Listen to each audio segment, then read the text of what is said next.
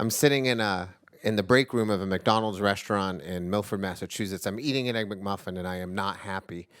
It is the spring of 1987. I'm 16 years old, and it's not the Egg McMuffin that's causing me to be unhappy because an Egg McMuffin is the most guaranteed source of joy in my entire day. But not on this day. I'm upset because I'm about to meet my mortal enemy for the first time, and I know it's not going to go well. I've been working at this restaurant for 2 months now. I actually live 3 towns away in Blackstone, Massachusetts, but I found out that this place pays $4.65 an hour, and that's 20 cents more than the White Hen Pantry 5 minutes from my house. And I figured, even though it's a 30-minute drive, the 20 cents will absolutely make up for the time and the gas, which it does not. But it changes my life in a really significant way, because when I arrive here, I discover the joy of a clean slate. I'm growing up in a tiny town. 82 kids are in my class. They're the same 82 kids I knew in kindergarten, and they remember everything. And so when you want to be something different, or you decide you could be something better, no one lets you because they remember everything. They still talk about the time in 6th grade when I exposed myself to class because my gym shorts were a little too short and my underwear was a little too big and it was a little too much man-spreading. They talk about it to this day. And they remember the braces and the buck teeth and the bad haircuts and the free and reduced lunches. And all of that has prevented me from becoming something that I think I could be and being trapped in what they think I should be. But I've arrived in this new town. Nobody knows me. And on the first day of work, Erin Duran comes and asks me if I have a girlfriend. And the way she's hoping I say no. And that's never happened to me before. I don't date Erin Duran. She's a terrible human being. But the terrible human beings in Blackstone don't ask me that question either. So this is something. And it turns out that because they don't know me, I can be the thing I think I can be. And suddenly I have more friends than I've ever had in my life. And I'm good at my job, shockingly good. In 1980s, the job at the McDonald's that is the hardest is running the bin. I have been a public school teacher for 24 years, and I can tell you that I have not had a day in my classroom as taxing as a day running the bin at McDonald's during rush hour in 1987.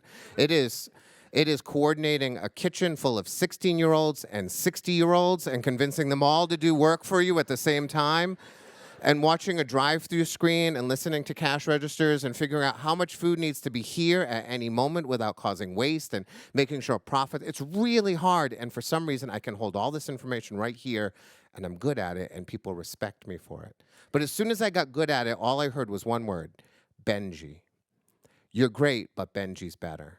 Benji's the best bin person in this restaurant. Actually, he's the best person in this restaurant. He is fantastic, and everyone loves him, and everyone respects him, and I hate Benji. All they do is tell me how great he is, and with every single word they say, I hate him more. And then I discover they're telling him about me.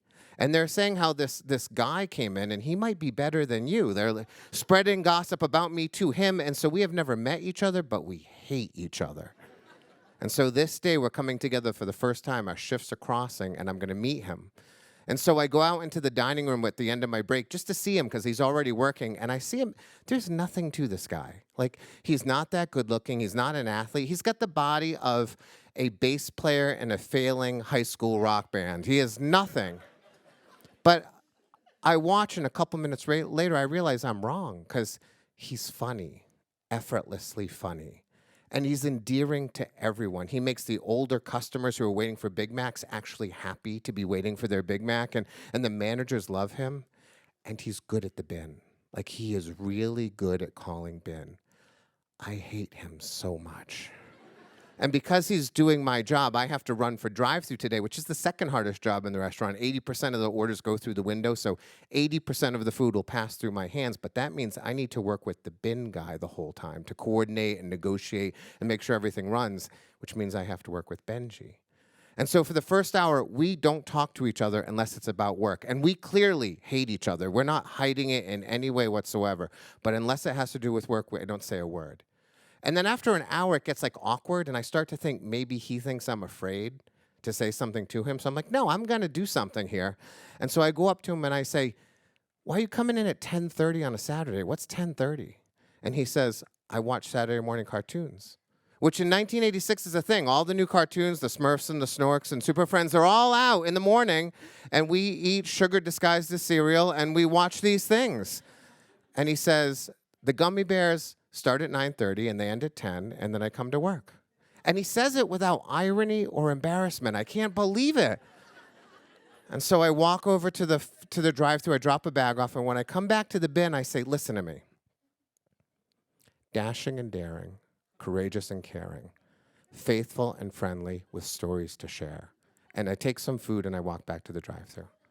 And as I come back over, he is singing before I get to the bin. He says, all through the forest, they sing out in chorus, marching along as their songs fill the air. And standing next to the bin with Benji, we sing together, gummy bears, bouncing here and there and everywhere. High adventure that's beyond compare. They are the gummy bears. There's a second verse, a bridge, and another chorus. I will not share them with you, but we sing them that day because I watched the Gummy Bears too. And to this day, I can sing that song. And that's it. A single theme song to a cartoon melts all the ice between us. And 37 years later, he is still my best friend. It is the most significant relationship in my life, with the exception of my marriage. When I get thrown out of my house when I'm 17, Benji takes me in and lets me live in his college apartment. And when I'm 21 and I need a credit card and can't get one, he gives me his extra card and says, just use it and pay me when you can. He saves my life again and again and again. And this day, we live in Connecticut, 2 miles from each other. And when I think back on that day that I stood at that bin and sang a cartoon song to him, I'm reminded how little it takes to sort of reach out to someone and like just open the crack of a window. And you just get the window open and then it becomes a door and it becomes a lifetime. I stood at a bin in a McDonald's in Milford, Massachusetts, and sang a cartoon song. And I ended up with the best friend of my life. Thank you.